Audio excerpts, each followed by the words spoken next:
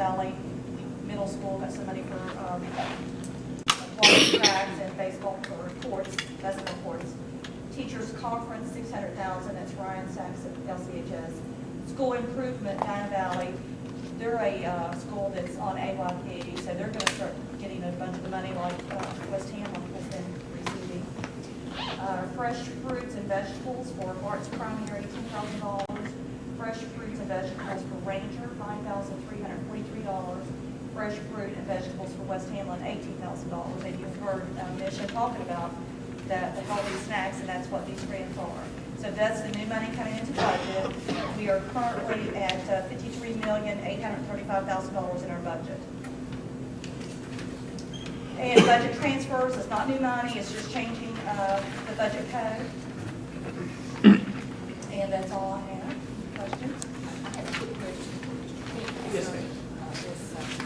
This school improvement money, $109,000, have you already budgeted that? Or have Yes, you- ma'am, that money has been budgeted. You have to provide a budget to receive the grant. So, and just loosely, a large portion of that budget will be going toward the salary to continue our technology integration specialist. So that'll be part of that budget. And then, of course, a certain percentage has to go to professional development. And then there's, we will be sponsoring a retreat this summer.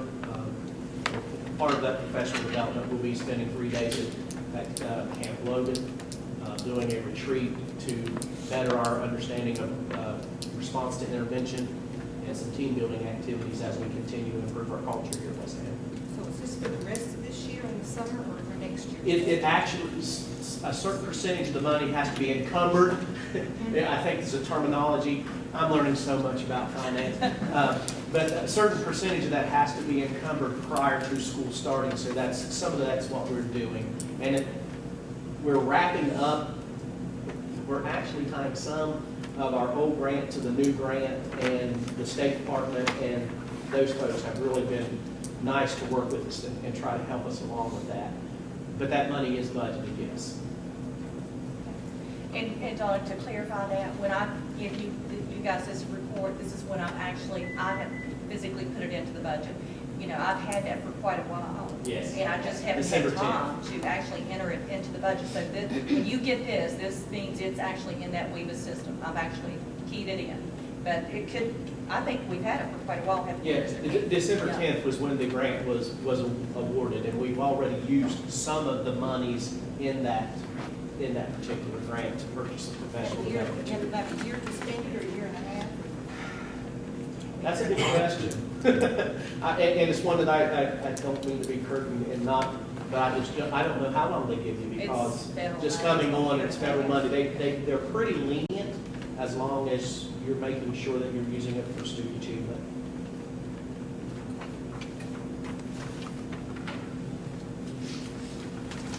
Do I have a motion to accept the finance report? Well, let me interject here, will you?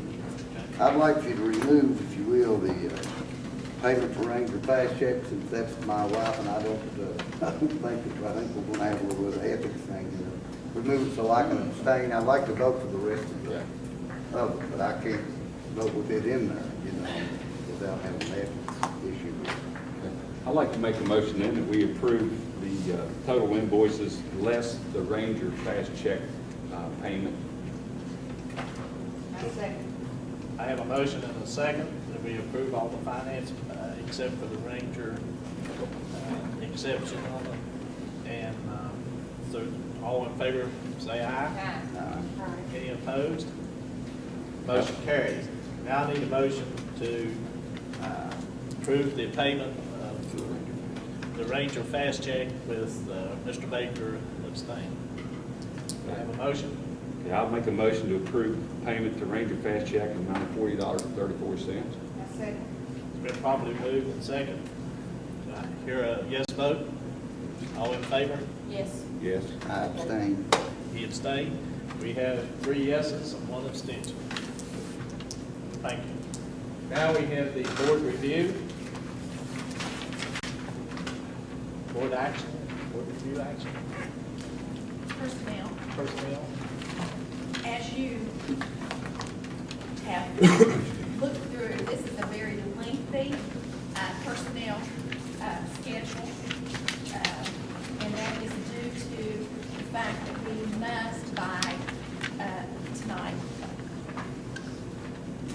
approved a lot of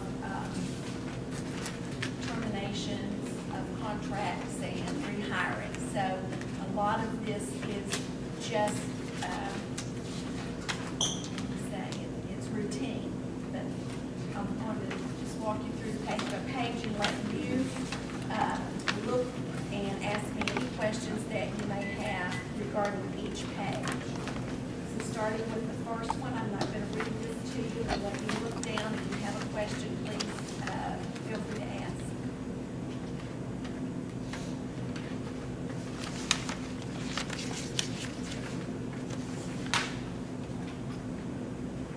After the first page, then you can turn to the second page and addendum, starting with addendum 1.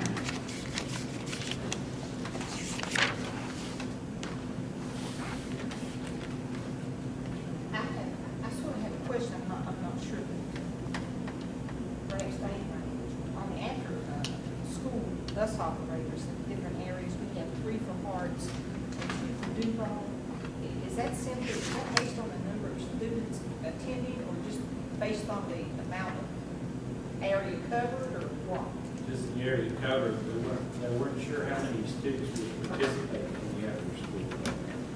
And they're going to coordinate that, both programs, the regular after-school we have with the program that Bud Smith has. So they'll work together. So it's just some additional hours to get them home quicker and provide door-to-door service. So has this program started? It started yesterday. And the critical skills, if you're unaware, that was the mandated from the 3rd and 8th grade, and a lot of it is because the numbers, and each principal had to submit the number of students that are eligible. We're not sure that they all may attend, but we are using the buses for the other after-school programs that are in place to coordinate the students being able to be taken home. Given the other after-school programs that have They transportation? do, but when you combine them with the number of students that are going to stay for critical skills, we may be able to more efficiently get them home maybe even sooner. But some of this you may see a little later that we are rescinding some of these because of the numbers. That's what I was going to ask, what if we didn't have? If we don't